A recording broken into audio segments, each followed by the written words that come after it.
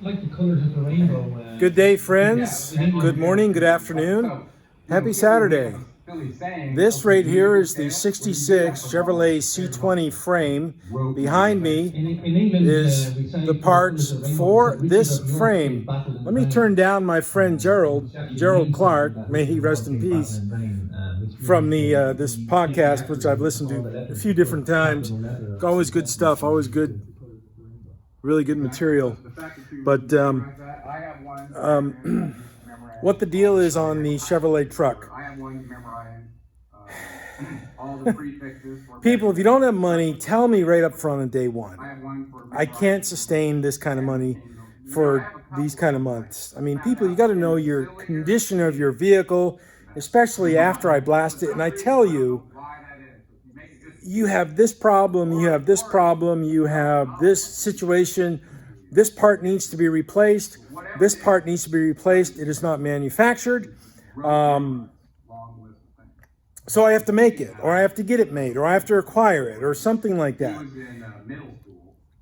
It costs money, a lot of money to do this. This guy, I had a fallout with him. I'm not going to go into details of what he did or didn't do, but it all comes down to money. Communications. Any good reputable business needs to have communications both ways. Meaning, I inform you of something with your car. I inform you of a problem I'm having. I inform you of progress that I've made. I expect from you reciprocal feedback and a reciprocal paycheck. When you drop off the face of the map for 6 months, I can't keep my lights on. I can't pay my insurance. I have feelings of resentment towards these dreamers. That's what it is. You're dreamers. Wonderful intentions, good heart, good, going into it from your perceptions. Honestly, with both feet into it, but it just costs a lot of money, and people are not usually prepared to do that. So this guy paid me a little bit of money, and we're closing up. But the deal is, he wanted all this stuff put in storage, but I can't move that frame by myself. I can't. Let me turn it down some more. Still a little bit too loud. Let me just turn it off. I can't move that frame by myself. So guess what? I have all the parts to make it a roller. So that's what I'm going to do. It's going to roll on out of here into storage. So let me just show you the parts. These are all the axle parts, the body part, not body parts, but parts for the frame that goes on here. The A-arms, these are all reconditioned. Got new bearings, got new seals, got reconditioned. Everything's been blasted, of course. And I hired the guy to put it in hot rod black, and it got brand new ball joints in it, upper and lower ball joints. We were going to go with a disc brake kit. The guy was full of dreams. Hey, I want to do a disc brake kit. Well, okay, sure, we can do that. Where's the money? So I'm going to put these drums back on. His spindles, I've already blasted them, and put them in a,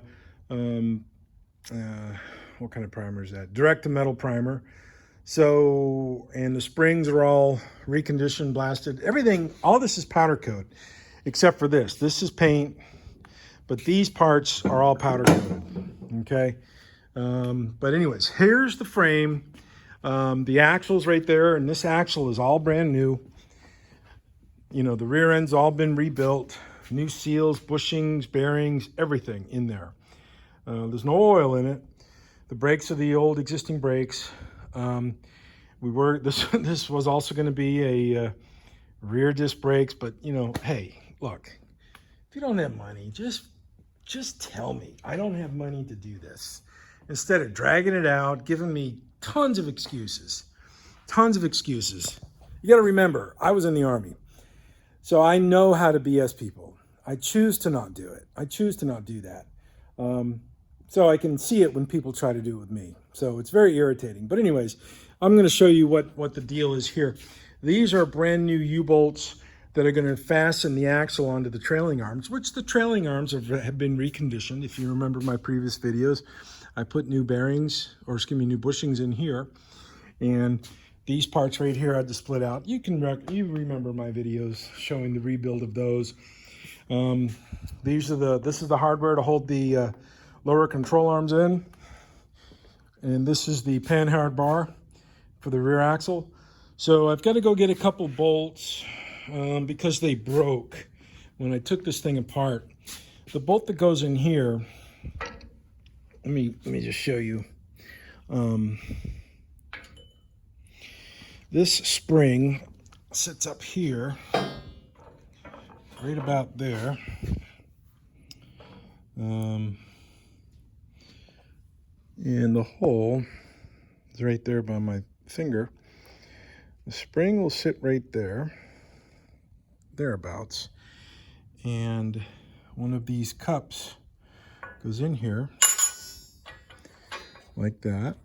Let me go over here. Goes in here. And the bolt goes through here. And it comes out the bottom. And those broke when I took this thing apart.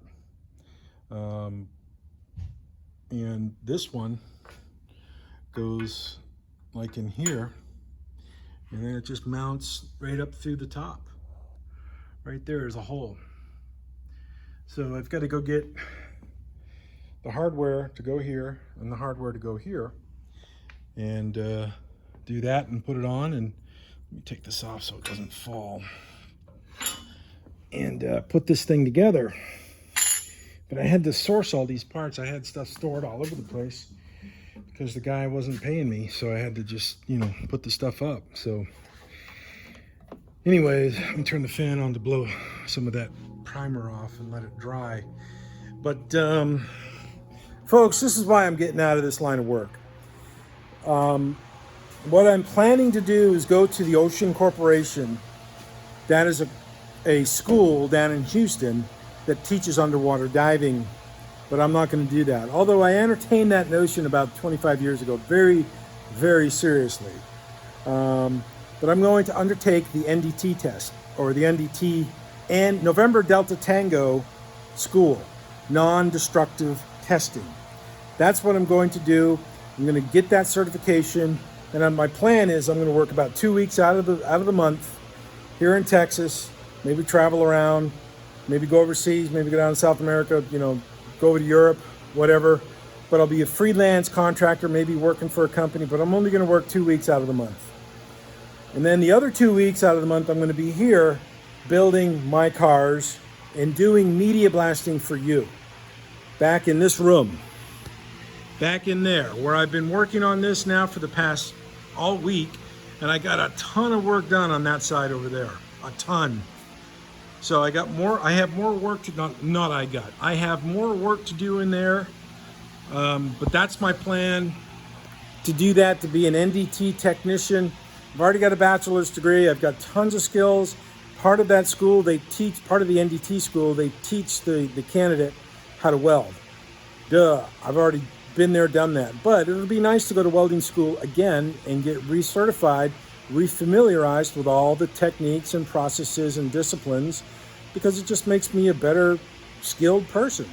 So that's the deal. Because of the Torino guy, and because of this 66 Chevrolet guy, and because of those factors, those two individuals, and the experience with them, and of course the COVID thing, and probably COVID had a lot to do with that too. That's why I'm bailing on this. I can't do it. I'm not going to do it. I'm not going to do it for pennies. This is here to make money, period. We can be friendly, we can be wonderful, we can have a great relationship, but when it comes down to paying, you have to do it. No business is going to keep their doors open and their lights on if you come there wanting free stuff all the time. If I need something done, I'm bringing money in my pocket. I'm going to go find somebody whom can do the task, and I'll pay them. I say, hey, dude, your time's worth money. You were able to pull out this bearing. You were able to get this done, whereas I didn't have to buy the kit. Here's $40. Here's something like that to do. So this is how it works in life. Sadly, the car people don't think this way. They don't. I've seen it all too much, and I'm not going to see it anymore, because that's why I'm saying pulling the drain plug on this. So anyways, I'm going to get this thing rolling, and I'm going to roll it the heck out of here into a storage shed, and the guy can come get it whenever he wants. Don't care. Signing off. Choose. Be good to everybody. People, have a good day. Talk to you later. Bye-bye.